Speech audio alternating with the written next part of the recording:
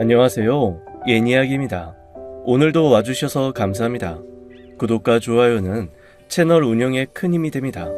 꼭 부탁드리며 오늘의 사연 시작하겠습니다. 안녕하세요. 저는 50대 후반의 남자입니다. 저에게는 동갑내기 아내가 있어요. 저는 수년 전에 서울살이를 접고 아내의 의사도 묻지 않은 채로 먼 시골로 이사를 와서 살고 있습니다. 지금은 산에서 나물도 뜯고 과일 나무도 심어서 수확하는 귀농 생활을 하고 있어요. 얼마 전에 복숭아 나무에서 알이 작은 복숭아도 땄습니다. 이곳으로 이사 오기 전에 제 아내에게는 병이 있었어요. 그런데 이곳으로 이사 온 후로는 밭을 가꾸고 나무를 뜯으러 다니다 보니 아내의 병이 점차 나아졌습니다. 사실 저와 아내는 한 시골 마을에서 함께 자란 소꿉 친구예요. 아내는 겁 많고 수줍음 많은 소녀였고 저는 골목 대장을 할 만큼 거침없고 씩씩한 아이였습니다. 저희가 살던 동네는 외지기도 참 많이 외진 동네였어요. 동네에 그 흔한 시장조차 없던 곳이니 말 다했죠. 구멍 가게조차 1시간은 걸어서 나가야 하는 곳이었어요. 그렇다 보니 집에서 학교를 가는 것도 간단치가 않았습니다. 학교는 집으로부터 무려 4km나 떨어져 있었는데 평지길이 아니라 산길을 타고 넘어가야 나오는 곳이었어요. 산이 나름 우거져서 가끔은 뱀도 나오고 살쾡이는 물론 노루도 1, 2주에 한 번씩은 마주쳤습니다. 살쾡이와 노루야 만나봤자 피해가거나 겁을 주면 그만이지만 가끔씩 출몰하는 멧돼지는 아이들에게 두려움의 대상이었어요. 저 또한 겁이 없는 편이었지만 멧돼지를 만나면 어떻게 해야 하나 평상시에 머리로 대처법을 연습하곤 했습니다. 가끔씩 아버지와 산에 가서 꿩 사냥을 하곤 했는데 사냥을 나갈 때면 아버지가 멧돼지를 조심하라고 하셨어요. 멧돼지를 만나면 절대로 뒤돌아뛰지 말고 소리도 내지 말라고 하셨습니다. 다행히도 아버지와 사냥 나갈 때면 한 번도 멧돼지를 본 적이 없었어요. 이렇게 산이 우거지다 보니 여자인 아내는 학교에 가는 길을 극도로 무서워했습니다. 처가와 저희 집안은 젊은 시절부터 서로 왕래하며 지내는 친한 사이였어요. 서로 아들, 딸 낳으면 연을 맺어주자며 농담을 하기도 할 만큼 사이가 좋았습니다. 그래서 아내와 저는 어릴 적부터 허물없이 어울려 지내곤 했어요. 초등학교 입학을 앞두고 아내와 어머니가 저희 집을 찾아오셨더군요. 제 어머니와 지금의 장모님은 이런저런 얘기를 한참 나누시다가 가셨어요. 상철이 엄마, 우리 순자 좀 부탁할게. 순자네 어머님이 집으로 돌아가신 후 저는 어머니께 불이 나게 다가가 물었습니다. 어머니, 순자를 왜 부탁한다는 거래요?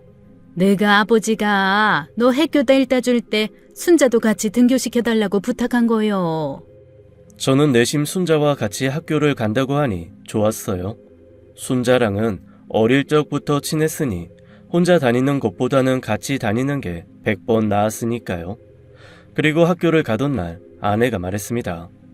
난 학교 가서 선생님 만나는 건 좋은데 학교 가는 이 길이 너무 싫다? 왜서? 나는 좋은디. 순자 너랑 딱정벌레도 잡고 재밌는디. 뱀이 나와서 물면 어쩌려고. 멧돼지가 와서 들이받아버리면 우린 그냥 날아가 버릴 낀디. 넌 걱정도 팔자다. 우리 아버지가 있는데 뭐가 걱정이요. 하지만 아버지는 꼬박 한 달만 등교를 시켜주고는 저더러 순자랑 단둘이서 학교에 다니라고 하셨어요. 아버지가 계실 적엔 몰랐지만 어찌나 숲이 크고 울창한지 뱀이 곳곳에 숨어 있을 것 같아 저도 슬슬 무서워졌습니다. 저번에 말뚝이 아저씨네 집 앞으로 멧돼지가 지나갔대. 엄마, 멧돼지가? 그 멧돼지 집이 어디겠어? 말뚝이 아저씨네? 이 바보야. 멧돼지가 어찌 사람 사는 집에서 살겠냐? 이 숲에서 살겠지. 아, 순자 니는 참 똑똑한 것 같다. 순자가 저를 새초롬한 눈으로 째려보는 동안 정적을 깨고 숲속에서 바스락대는 소리가 들렸어요. 저는 머리는 나빠도 본능적인 감은 좋았던 터라 그 순간 그게 평범한 동물은 아니겠구나 싶었어요. 순자는 깜짝 놀라 당장이라도 소리를 지를 것 같아 저는 순자의 입을 세게 틀어막고는 바위 뒤로 슬금슬금 뒷걸음질 쳐갔습니다. 소리가 난 숲속을 쳐다보니 아주 작고 귀여운 새끼 멧돼지가 나왔어요. 순자는 그걸 보고는 안도의 한숨을 내쉬었지만 저는 새끼 멧돼지를 보니 더욱 겁이 났습니다. 그리고 순자에게 말했어요. 순자야, 큰일 났다. 너 이 중에 올라갈 수 있는 나무 있으면 찾아봐라. 나무? 나무는 왜? 시간 없은께 싸게 둘러보라니께. 순자는 제 다급한 모습에 분위기를 파악했는지 여기저기 진지하게 둘러보았어요. 그리고 한 나무를 가리켰습니다. 저와 순자는 아주 조용한 걸음으로 그 나무 근처로 갔고 엎드려서 순자를 그 나무 위에 올려놓았습니다. 그런데 그 순간 유난히도 큰 바스락 소리가 들려왔어요. 어미 멧돼지가 새끼 멧돼지를 따라 나온 거였습니다. 저는 천천히 걸음을 옮겨 그 옆 나무로 올라갔어요. 그런데 채 올라가기도 전에 어미 멧돼지가 저를 발견했고 제 나무를 향해 돌진했습니다. 그제야 저와 순자는 겁에 질려 소리를 질러댔어요. 그러자 멧돼지가 더 심하게 날뛰었고 저와 순자는 다시 입을 다물고 조용히 있었습니다. 한참 나무 기둥 주변을 맴돌던 멧돼지는 새끼를 데리고 다른 곳으로 가버렸어요. 결국 그날 학교에 가지도 못하고 학교에서는 저와 순자가 학교에 오질 않자 이장님네 전화를 통해 부모님께 연락을 한 모양이었습니다. 어른들은 난리가 났고 농사 짓던 농기구들도 팽개친 채 저와 순자를 찾으러 산으로 뛰어 올라오셨어요. 그리고 나무 기둥 위에 올라가서 내려오지도 못하고 있는 우리들을 발견해 집으로 돌아가셨습니다. 정말 무서운 기억이었는데 시간이 지나니 이 일이 저에게는 영웅담이 되어 돌아왔어요.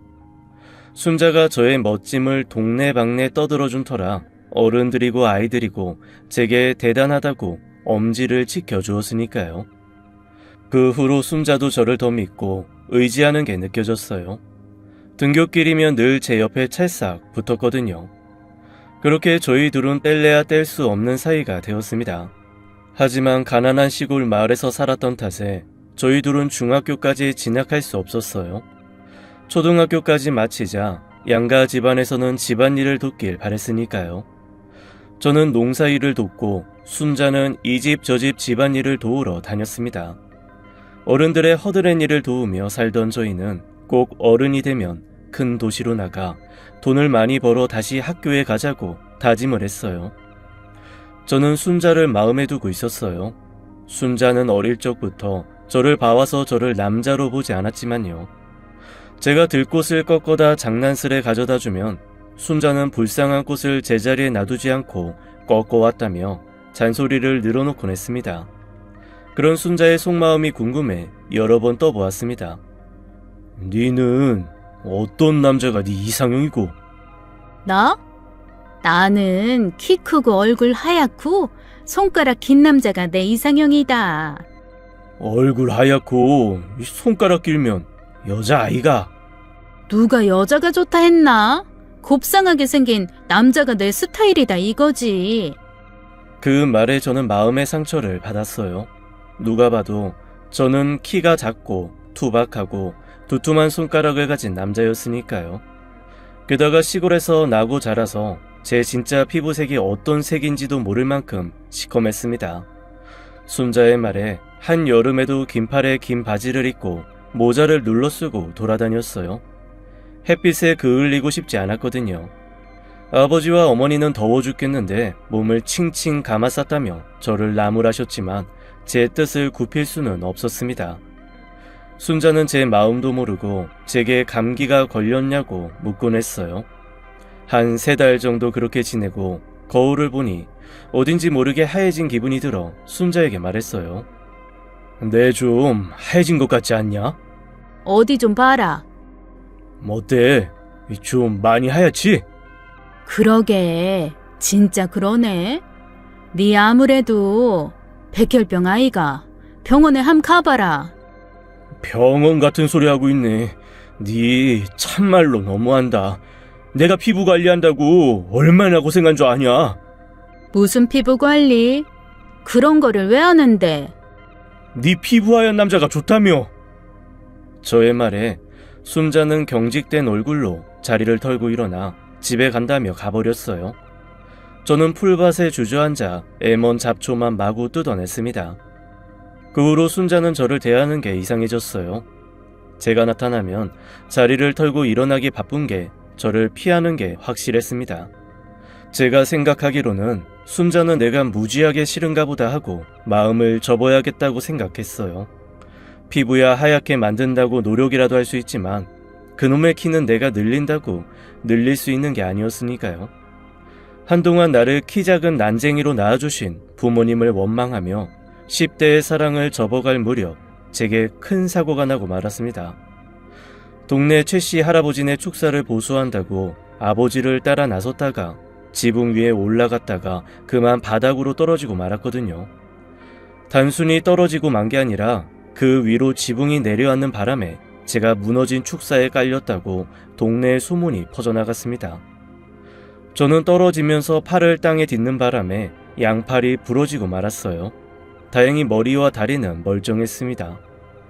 아버지는 저를 경운기에 태워서 동네 의원으로 달려갔고 그곳에서 양팔에 기부스를 한 채 집으로 돌아왔어요. 그런데 그곳에 순자가 눈이 팅팅 불어서는 서 있었습니다. 니 괜찮나? 네 눈이 와 그 모양이노? 그건 알 거 없고 니 양팔 다 부러진 기가. 에이 뭐 그리 됐다. 그러게 그 지붕 위에는 뭐 하려고 올라갔노? 위험하게. 맨둘 떨어질 줄 알았나? 너 때문에 내가 얼마나 놀랬는 줄 아나? 네가 놀랬다고? 됐다. 내 이제 울집에 간다. 일 봐라. 나를 걱정했다는 순자의 말에 집으로 돌아가려는 그녀의 팔을 붙잡으려는데 제 팔이 말을 듣지 않았어요. 결국 몸으로 그녀 앞을 막아섰습니다. 혹시 네 때문에 울었나? 순자는 말없이 얼굴을 붉혔고 저는 그제야 순자의 진심을 알게 되었어요. 그날 이후 저희 둘은 급속도로 가까워졌고 함께하는 미래를 꿈꾸기 시작했습니다. 20살이 되었을 때 우리는 무작정 서울로 가는 기차표를 끊고 서울로 향했어요. 순자는 건축사무소에서 자비를 하게 되었고 저는 건축 현장에서 막노동을 하게 되었어요. 가방끈 짧은 우리가 할 수 있는 일은 그리 많지 않았습니다. 둘이 간신히 모은 돈으로 단칸방 월세에 들어갈 수 있게 되었어요. 그리고 3년 만에 우리는 방 2칸짜리 집으로 옮기면서 결혼도 하게 되었습니다. 결혼식에 찾아온 양가 집안 식구들은 저희에게 둘이 결혼할 줄 알았다며 저희의 미래의 행운을 빌어주었어요. 결혼 후에도 저희 둘은 여전히 가난했지만 서로를 위해주는 마음만은 누구보다 커서 행복한 나날을 보냈습니다. 그리고 결혼 4개월 만에 아내가 임신한 사실을 알게 되었어요. 아내는 임신 2개월 차부터 입덧이 너무 심해서 더 이상 사무실에 나가질 못했고 집에서 살림을 도맡아 했습니다. 임신 3개월이 지나고 4개월 차에 들어서서야 아내의 입덧이 멈추었어요. 원래는 계속 집에서 가정주부로 있게 할 마음이었는데 인생은 계획대로 되질 않더군요. 아내는 임신 5개월 차에 다시 사무실에 자비를 하러 나가야 했어요. 왜냐하면 제가 막노동을 하다가 넘어져서 쇄골이 부러지는 바람에 일을 쉬어야 했거든요. 저도 돈을 못 벌고 아내에게 짐만 되는 제 모습이 너무 싫었어요. 아내에게 무척 미안해하자 아내가 말하더군요. 난 당신이 다치긴 했지만 1년만 조심하면 다 낫는다고 하니 얼마나 다행인지 몰라요. 앞으로 우리가 살면서 힘든 일이 고작 이것뿐이겠어요? 부부라면 힘든 일도 기쁜 일도 같이 해야죠. 그러니 내 걱정은 말고 당신은 잘 낫기만 하세요. 아내는 심성이 착한 사람이었어요. 임신한 몸으로 건축사무소에 나가 일하는 아내를 보고 있자니 가만히 집에서 쉬고 있을 수만은 없었습니다. 그래서 제가 들어간 곳은 볼펜 공장이었어요. 업무가 몸을 쓰는 일이 아니라 어깨를 조심하며 일할 수 있음에 감사했어요. 비록 급여는 무척 적었지만요. 그곳에서 일하면 점심때 빵과 우유를 나눠주곤 했는데 크림빵이 나올 때면 꼭 안 먹고 아내에게 가져다 주곤 했어요. 아내가 크림빵을 정말 좋아했거든요. 그렇게 우리 두 사람은 정말 알콩달콩 잘 살았어요. 출산 날이 다가오던 어느 날 아내가 복통을 호소해 병원에 가게 되었어요. 그리고 6시간의 진통 끝에 아기를 낳았는데 우리는 모두 경악할 수밖에 없었습니다. 왜냐하면 아기가 사산한 상태로 태어났기 때문이에요. 의사는 아기가 죽은 지 얼마 안 되어서 아내는 무사할 수 있었다며 천만 다행이라고 했지만 아내는 그 충격으로 한동안 정신을 차리지 못했어요. 그날 이후 아내는 일을 그만두었습니다. 자신이 만삭 때까지 일을 해서 아기가 죽은 게 아니냐는 말을 무심코 던지기도 했어요. 그런 아내에게 저는 미안한 마음을 금치 못했습니다. 아내에게 위로의 말을 건네보았지만 아내는 그 어떤 말로도 위로를 받지 못했어요. 결국 아내는 요양차 친정으로 내려갔고 저는 아내가 친정에 내려간 사이 아내가 준비해뒀던 아기 용품들을 모두 정리해 장롱 깊숙한 곳에 넣어두었습니다. 한 달 후 아내가 집으로 돌아와 아기 용품이 정리된 집안을 보고는 아무 말 없이 밥을 하는 모습이 너무나 안타까웠어요. 시간이 흘러 제 쇄골은 완전히 낫게 되었어요.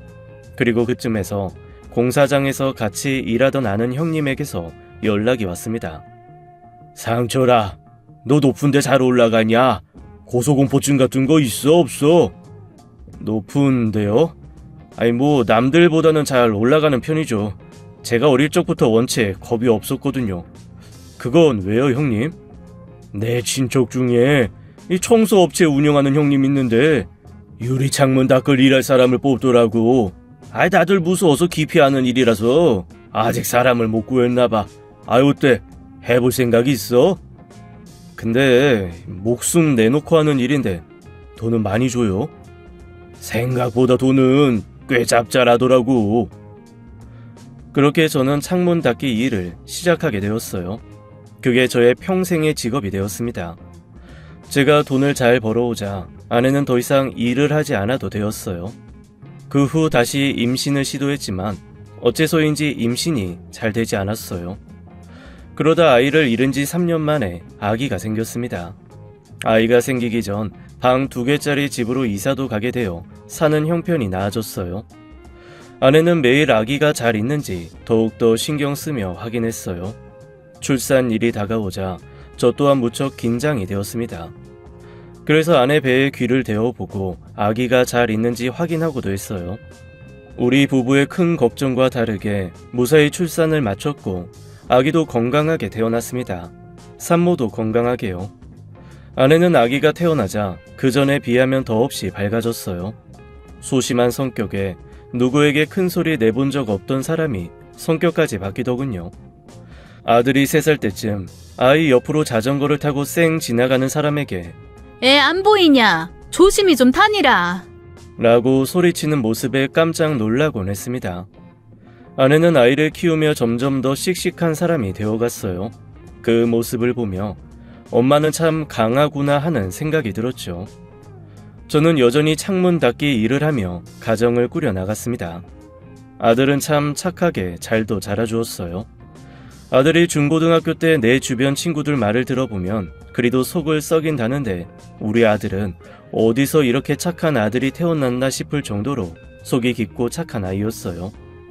제 엄마 집안일 도와줄 줄 알고 아버지의 노고를 늘 고마워해주는 아들이었죠. 아들이 고3 때 아내는 절에 다니며 기도를 드리고 오곤 했어요. 아들이 노력한 만큼 좋은 결실을 맺게 해달라고요. 아들은 아내의 기도 덕분인지 본인의 노력 덕분인지 서울에 있는 좋은 대학에 입학하게 되었습니다. 아들이 입학 소식을 알려온 날은 우리 가족 인생 최고의 날이었어요. 아들은 원하던 건축학과에 입학을 했고 나중에 건축사가 되어 있을 자신을 상상하며 큰 꿈에 부풀어 있었죠. 시골에 계신 부모님께서도 축하 전화가 올 만큼 우리 가족에게는 정말 큰 경사였어요. 아내는 아들의 학교 입학을 준비시키며 옷과 신발을 새로 사주었어요. 중고등학교 때 6년간 들고 다닌 책가방도 버리고 새 가방을 바꿔주었죠. 학교에 다니며 아들은 학교 생활이 어떤지 미주알 고주알 얘기해주곤 했어요. 그리고는 어버이날 카네이션을 가슴에 꽂아주며 말하더군요. 엄마, 아빠, 저 이렇게 잘 키워주셔서 감사해요. 제가 나중에 좋은 회사 들어가서 돈 벌면 엄마랑 아빠 학비 대드릴게요. 그때 못다한 공부 꼭 다 하세요. 엄마, 아빠가 초등학교까지밖에 못 나왔다고 무시하는 아이들도 있다던데 우리 아들은 엄마, 아빠가 공부를 끝까지 하지 못한 걸 가슴 아파하며 자신이 공부시켜주겠다고 할 만큼 속이 깊은 아이였습니다. 그러던 어느 날이었어요. 아들은 여느 날과 같이 학교로 향했고 저는 일을 나갔습니다. 그런데 아내에게서 전화가 왔어요. 여보, 나 오늘 가까운 절에 기도 좀 하고 올 테니까 저녁에 나 없어도 당신 혼자 밥 좀 챙겨 먹어요. 무슨 일인데 저녁 시간이 다가오는데 이 시간에 불당을 가? 그냥요. 오늘 좀 들려야 할 것 같아서요. 그렇게 급히 전화를 끊고는 그날 저녁 아내는 밤 9시가 넘어서야 집에 들어왔어요. 그리고 아들도 학교를 마치고 집에 왔습니다. 그날 아내는 아들과 평소와 같은 대화를 나누고는 잠자리에 들려고 누웠어요. 저는 누워있는 아내에게 물었습니다. 그런데 오늘 갑자기 왜 절에 다녀왔어? 실은 내가 오늘 낮잠을 자다가 꿈을 꿨는데 꿈자리가 사나워서요. 무슨 꿈인데 그래? 우리 외할머니 기억나요? 나 엄청 예뻐해 주시던. 아이 그럼 알지. 돌아가신 지 오래됐잖아. 외할머니가 버스를 타고 내 앞에 오셨는데 우리 아들이 그 버스를 올라타고는 저한테 인사하고 떠나더라고요. 그래서 너무 마음이 안 좋아서요. 그랬어. 아이 그냥 개꿈이겠지. 당신 아들 녀석 대학 보내놓고 괜히 불안해서 그런 꿈 꾼 것 같은데. 그런가? 아내의 꿈 이야기에 저도 기분이 꺼림직했지만 아들도 별일 없이 지내는 걸 보고 어느덧 기억에서 잊혀져 가고 있었어요. 그리고 시간은 흘러 어느덧 한 달여가 지났어요. 아들은 학교 운동회가 있다며 학교 단체 티를 꺼내 입고 집을 나섰습니다. 참 좋을 때다 라며 흐뭇한 미소로 아들의 뒷모습을 바라보았어요. 하지만 그게 우리의 마지막이 될 줄은 몰랐습니다. 아들은 주검이 되어 돌아왔어요. 의사는 아들이 심장마비로 갑자기 세상을 떠났다고 했습니다. 그동안 고생해서 공부하고 자신의 꿈에 한 발자국 내디딘 아들이 한순간에 주검이 되어 돌아온 게 믿기질 않았어요. 아내의 충격은 더욱 컸습니다. 어렵게 가진 아이인데다 애지중지 키웠던 자식을 한순간에 잃고 나니 아내는 모든 삶의 의욕을 상실하고 말았어요. 아내의 눈은 초점을 잃었고 그런 아내를 바라볼 때면 위태로움에 무척 염려가 되었습니다. 정신줄 바로 잡자고 아내를 다그치고 설득도 해보았지만 아내는 결국 정신이 나가버리더군요. 아침 밥상에는 늘 아들의 밥과 수저가 올라왔고 아내에게 이제 그만하라고 해도 도통 말을 듣지 않았어요. 게다가 아들이 학교를 갈 시간이 되면 아무도 없는 현관문을 향해 웃어 보이며 손을 흔들기까지 했습니다. 결국 저는 한 달간 일을 잠시 쉬기로 했어요. 아내를 보살피기 위해 휴직을 한 것이 한 달이 두 달이 되고 두 달이 세 달로 연장되었습니다. 그런데도 아내는 제 정신으로 돌아올 기미가 없었어요. 저는 아내를 정신과 병원에 데려가 억지로 치료를 받게 했습니다. 그리고 치료비를 위해 다시 일터로 돌아가야 했어요. 그런데 제가 일을 시작한 지 한 달 만에, 그러니까 아내가 병원에 다닌 지 한 달 만에 아내가 조금씩 달라지는 게 느껴졌어요. 드디어 정신과 치료 효과가 나타나는가 보다 하며 안도감이 밀려왔죠. 예전에 억지로 병원에 아내 등을 떠밀어 넣었다면 이제는 아내가 스스로 옷을 차려입고 시간에 맞춰 병원에 나가곤 했어요. 그러던 어느 날이었습니다. 하루는 비가 너무 많이 와서 일이 취소되는 바람에 집에 일찍 귀가하게 되었어요. 집에 와보니 아내는 이미 병원에 갔는지 집에 없더군요. 비가 많이 와서 병원에 오고 가기 힘들겠다는 생각에 아내를 마중하러 병원으로 향했습니다. 집에 오는 길엔 외식이라도 하고 와야겠다는 생각에 마음먹고 나갔어요. 차를 끌고 병원 근처를 지나는데 아내가 보이더군요. 그런데 아내가 들어가는 곳은 병원이 아닌 병원 옆 건물이었어요. 저는 얼른 병원 건물에 차를 세워두고 병원으로 올라가 보았습니다. 그리고 접수 간호사님께 물었어요. 안녕하세요. 어머, 안녕하세요. 오랜만에 나오셨네요. 그런데 어쩐 일이세요? 오늘 우리 와이프 3시 예약 맞나요? 김순자 씨, 저희 병원 안 나오신 지 벌써 꽤 됐는데요. 예? 여기 안 왔다고요? 네, 모르셨나 봐요. 남편분이랑 같이 나오실 때 말고는 두어 번 더 나오시다가 그 후로 안 나오셨어요. 간호사의 말에 저는 걱정되는 마음으로 병원을 나와 그 옆 건물로 향했습니다. 그동안 병원에 잘 다니고 있다고 믿었는데 도대체 뭐가 어떻게 된 건가 싶어 머리가 혼란스러웠어요. 옆 건물에도 병원과 한의원은 있었지만 정신과 병원은 없었어요. 저는 각 층에 입점된 상호들을 보며 아내가 어디로 간 것인지 생각했습니다. 그러다 제 눈에 들어오는 것이 하나 있었어요. 지하 1층 땡땡 교회. 이상하게 그 교회라는 문구에 끌려 그곳으로 향하게 되었습니다.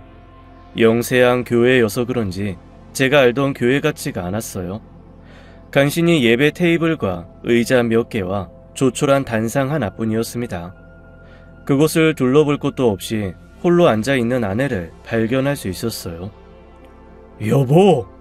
어머, 당신이 여길 어떻게 알고 왔어요? 비가 와서 당신 마중 나왔다가 당신이 여기로 들어가길래 따라왔지. 도대체 어떻게 된 거야? 뭐가요? 당신 그동안 병원도 안 다니고 어딜 다닌 거냐고. 보다시피 여기 왔잖아요. 마음의 병은 그깟 약 몇 알로 해결되는 게 아니더라고요. 이 교회 다니면서 마음의 병도 치료하고 구원도 받았어요. 저는 아내의 옆에 앉아서 아내가 집에 갈 때까지 기다려 주었습니다. 기도하는 아내를 바라보다 아내가 절에 다니며 불공을 드리던 일을 떠올랐어요. 절에서 들어주지 않는 기도를 혹시 하나님이 들어주신 걸까? 라는 생각이 들었습니다. 그날 예배를 끝내고 아내는 집으로 돌아왔고 저는 아내에게 정말 병원에 더 안 가도 괜찮겠냐고 물었어요. 당신이 볼 땐 내가 어디 아픈 사람 같아 보여요? 나 좀 봐요. 멀쩡하잖아요. 당신도 이제 내 걱정 말고 같이 교회나 나갑시다. 그 후 몇 번 더 아내를 따라 교회에 나가게 되었는데 내가 알던 교회의 이미지와는 뭔가 좀 달라 보였어요. 왜냐하면 교회에서 물건을 팔고 있었거든요. 교회에서 왜 안마기를 팔아? 우리 몸을 치료해주는 안마기라잖아요. 이건 그냥 안마기가 아니라 목사님이 축복해준 안마기예요. 당신 어깨 많이 아프다고 했잖아요. 이참에 우리도 하나 마련해요. 인터넷에서 이 5만 원이면 살 수 있는 걸 50만 원이나 주고 사라고? 여보, 이건 그냥 안마기가 아니라니까요. 당신이 아직 믿음이 부족해서 믿어지지 않겠지만 한번 사서 써보면 마음이 달라질 거예요. 이 교회에서 파는 건 전부 평범한 물건들이 아니라니까요. 저는 아무리 봐도 사기 당하는 기분이 물씬 들었지만 아내의 간절한 요구에 억지로 안마기를 사오게 되었습니다. 그런데 이상한 건 그뿐만이 아니었어요. 교회 목사라는 사람이 만나기만 하면 제가 한 달에 얼마 버는지를 궁금해하고 모아둔 재산은 뭐가 있는지 호시탐탐 캐묻기 바빴습니다. 게다가 교회 수리비 명목으로 목돈을 은근히 요구하기도 했어요. 저는 아내에게 이 교회는 좀 노골적으로 헌금을 바라는 것 같다고 얘기했고 아내는 제 말에 불편한 기색을 내비쳤습니다.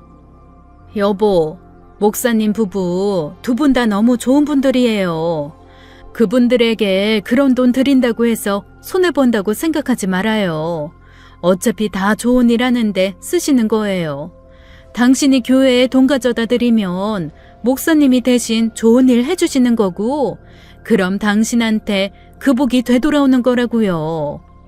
저는 아내가 교회에 빠져도 단단히 빠졌구나 싶었어요. 그래도 아들의 충격 사건으로부터 아내를 구원해 주었으니 교회를 그만 나가라고 할 수도 없는 노릇이었습니다. 하지만 얼마 안 가 사건이 터졌어요. 동네 아파트 아줌마들이 아내를 가리켜 뒷말을 하는 걸 듣게 된 일이었죠. 저 아줌마 사이비 교회 다니잖아. 어머, 그래? 요즘은 이단 조심해야 돼. 요즘은 돈만 뺏는 게 아니라 몸까지 다 뺏는다잖아. 저번에 TV 보니까 사이비 교주가 신자들 성폭행까지 하더라. 아무튼 305 아줌마가 먹을 거 주면서 말 걸면 피해. 사이비야, 사이비.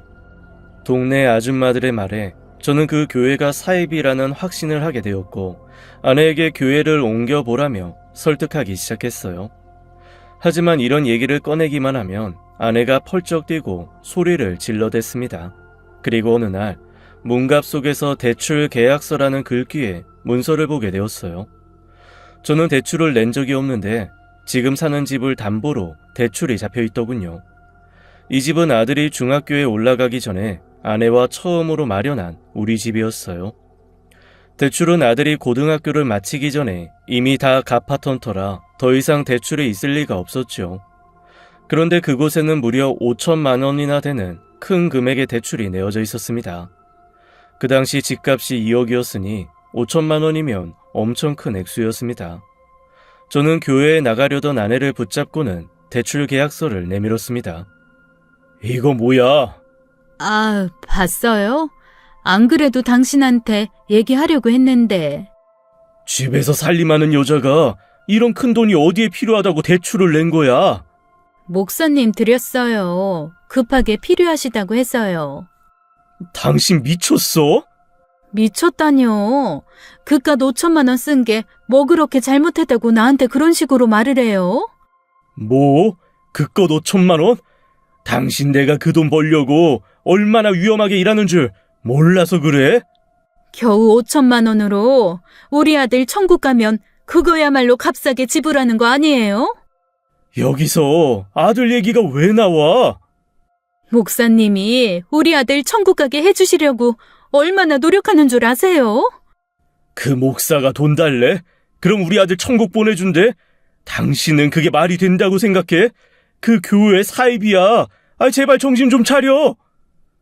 그 후로 저는 아내가 교회에 나가지 못하게 막았지만 제가 일하는 날에는 막을 방법이 없었어요.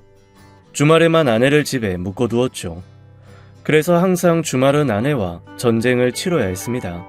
너무 답답한 마음에 그 교회를 경찰에도 신고해 보았지만 경찰에서는 종교의 자유를 운운하며 어떠한 처벌도 불가능하다고 했어요. 게다가 돈을 요구한 것도 아내가 스스로 헌금한 거라고 하니 사기로도 고소할 수가 없는 상황이었어요. 결국 저는 아내를 그 종교에서 떨어뜨려 놓기 위해 최후의 수단을 쓰기로 마음을 먹었습니다.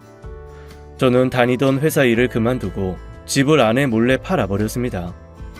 아내가 교회에 가느라 집을 비운 사이에 사람들에게 집을 보여줬어요. 시중 시세보다 값싸게 내놓았으니 2주 만에 집이 팔리더군요. 그리고 한 번도 가본 적 없던 동네에 집을 하나 구했어요. 그곳은 아주 외진 시골 마을이었는데 현대 문물과는 동떨어진 그런 곳이었습니다. 예전 어릴 적 우리가 살던 시골 마을과 분위기가 비슷했어요. 드디어 이삿날이 되었습니다. 아내가 교회를 가는 시간에 맞춰 이삿짐을 옮겼어요. 이사를 마치고 서울로 올라가는 길에 아내에게 전화가 오더군요. 여보, 우리 집에 다른 사람들이 들어와 있는데 이게 어떻게 된 거예요? 내가 지금 그리 가고 있으니까 잠깐만 기다려. 저는 아내의 물음에는 대답하지 않고 제 할 말만 하고는 전화를 끊었습니다. 그리고 그곳에 도착해 혼란스러워하는 아내를 설득해 차에 태웠어요. 여보, 이게 도대체 어떻게 된 거냐니까요? 여보, 일단 출발하자. 어딜 가는 거예요? 가보면 알아. 한 2시간을 달리다가 저는 아내에게 핸드폰을 달라고 했습니다. 여보, 당신 핸드폰 좀 줘봐. 내 핸드폰은 왜요? 빨리. 시간 없어. 얼른 줘. 알겠어요. 아내는 핸드백에서 주섬주섬 핸드폰을 찾아 제게 건네주었고 저는 열린 창문 밖으로 핸드폰을 냅다 던져버렸어요. 여보, 내 핸드폰! 당신 미쳤어요? 그런 것 같아. 이 인간이? 아내는 제 팔뚝을 꼬집고 주먹으로 때리고 분풀이를 하다가 제가 아파서 죽는 신용을 하자 이내 하던 행동을 멈추었습니다. 그리고 4시간을 달려 새로운 집으로 향했습니다. 이미 날은 어두워질 대로 어두워졌고 집에 도착할 때쯤 아내는 잠에서 깨어났어요. 여보, 여기가 어디예요? 순자야, 이렇게까지 해서 정말 미안해. 나 다시 집으로 데려다줘요. 그 집 팔았어. 이제 여기가 우리 집이야. 난 여기서 살 생각 없어요. 당장 돌아가자고요. 저는 아내의 물음에 대꾸 없이 아내를 새 집으로 안내했어요. 새 집엔 우리가 어릴 적에 살던 집처럼 작은 마당에 작두 펌프도 있었어요. 아내는 화가 나서 등을 돌리고 앉아 집을 둘러보지도 않았습니다. 당신 핸드폰 어딨어요? 내놔요. 없어. 버렸어. 당신이 이런다고 내가 그 교회 못 갈 줄 알아요? 내비치고 가면 금방이야. 여긴 컴퓨터도 없고 핸드폰도 없고 내비도 없어. 저는 아내가 갖고 있던 일말의 희망도 없애버렸어요. 그렇게 한밤이 지나갔습니다. 아내는 걸어서 원래 집으로 가겠다며 집을 나섰어요. 저는 차를 타고 아내를 따라다녔습니다. 2시간을 땡볕에서 걷던 아내는 이내 포기했는지 제 차에 올라타더군요. 결국 그대로 20여 분을 달려 집으로 돌아왔어요. 그러기를 여러 날 아내는 탈출을 포기하고 주변을 둘러보기 시작했어요. 산에도 올라가 나물도 캐고 열매도 따오고 개울가래에 나가 발도 담그더군요. 하루는 산에 올라가 작은 소나무 한 그루를 한참을 바라보더군요. 참 곱게도 자랐네. 우리 아들처럼. 아내의 그 한마디에 저도 그 나무를 한참을 바라보았어요. 푸르고 곱고 멋진 것이 정말 우리 아들을 닮은 것 같았어요. 그날 이후 저는 매일 아내에게 사이비 종교는 사이비 종교일 뿐이고 우리 아들은 이미 세상을 떠나 좋은 곳에 가 있을 거라고 말해주었어요.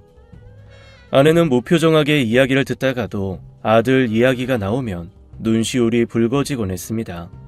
그러던 어느 날 먹을거리를 사러 저 혼자 시장에 나간 날이었어요. 이것저것 찬거리들과 아내가 좋아하는 복숭아를 사가지고 집으로 돌아왔는데 아무리 둘러봐도 아내가 없는 겁니다. 차를 타고 주변을 다 돌아도 아내가 보이지 않았어요. 몇 안 되는 동네 주민들에게 아내를 보았는지 물어도 아내를 본 사람이 아무도 없었습니다. 저는 마음이 초조해졌어요. 결국 나의 노력이 헛수고가 되어 아내가 떠났구나라는 생각이 들었어요.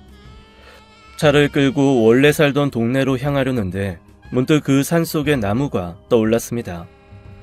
저는 혹시나 싶어 차의 시동을 끄고는 산으로 급히 올라갔어요. 그리고 그 나무를 찾았습니다. 나무 아래에는 엎드려 울고 있는 아내가 있었어요. 얼마나 석을 피우는지 산속의 울음소리가 메아리쳐 울음소리가 끊이질 않았어요. 저는 아내 어깨를 감싸 안고 등을 토닥였습니다. 여보, 괜찮아.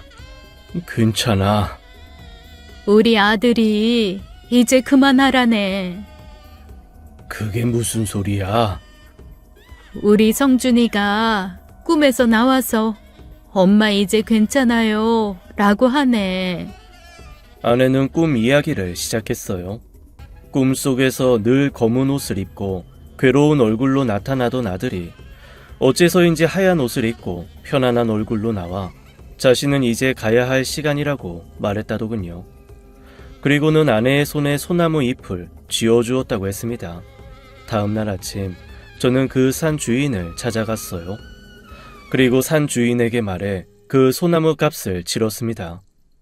그날 오후 저는 아내와 함께 산으로 올라가 그 소나무를 파서 집으로 가져와 심었어요. 그리고 아들의 분가루를 그 아래 묻어주었습니다. 그 후로는 아들이 자주 엄마 꿈에 나와 웃고 간다고 했습니다. 그리고 제 꿈에도 나왔어요. 아내가 말한 대로 하얀색의 빛나는 옷을 입고서는 편한 얼굴로요. 아들 녀석은 살아생전처럼 제게 고맙다는 인사를 했습니다. 그 후 저는 아내와 함께 농사를 하며 소소하게 살아가고 있어요. 작은 땅을 사서 과실수도 심고 농작물도 가꾸며 건강한 삶을 살고 있어요. 아내는 시골 생활에 적응해서 예전 기억도 떠올리고 추억 얘기도 하며 잘 지내고 있어요. 그리고 어느 날 제게 말하더군요. 여보, 내가 그땐 정말 미안했어요. 당신이 힘들게 벌어온 5천만 원을 그렇게 써버려서. 내가 농사 지어서 그 돈 꼭 갚을게요. 돈을 갚겠다는 말에 저와 아내는 그만 웃고 말았습니다. 아내는 여전히 소나무를 애지중지하며 키우고 있어요. 마치 그게 아들의 분신이라도 되는 것처럼요. 꿈에서 나와준 아들 덕분에 아내는 간신히 사이비 종교로부터 멀어질 수 있었네요. 살아서도 죽어서도 속 깊은 우리 아들 덕에 우리 부부는 오늘도 잘 살아가고 있습니다. 제 이야기는 여기까지입니다. 긴 이야기 들어주셔서 감사합니다. 지금까지 옌이야기였습니다. 끝까지 함께 해주신 여러분 감사드리며 저희는 다음 사연으로 돌아올게요. 감사합니다.